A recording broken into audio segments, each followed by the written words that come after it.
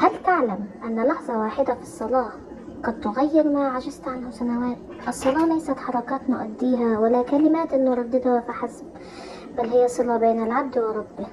في الصلاة يهدأ القلب وتطمئن الروح ويرفع عن الصدر ما أثقلته الدنيا. إذا ضاقت بك الأيام وخذلتك الأسباب وتكاثرت الهموم من حولك، فاقصد باب الله، فهو باب لا يغلق ولا يرد عنه سائل. اسجد بقلبك قبل جبينك وتحدث إلى الله كما أنت، فهو أعلم بما في صدرك وأرحم بك من كل أحد. لا تترك الصلاة، ففيها النجاة وفيها السكينة وفيها القرب من الله سبحانه وتعالى. ومن حافظ على صلاته حفظه الله في دنياه وآخرته. لا تنسى الاشتراك في القناة وتفعيل زر الجرس ولايك حتى يصل لكم كل جديد. والسلام عليكم ورحمة الله وبركاته.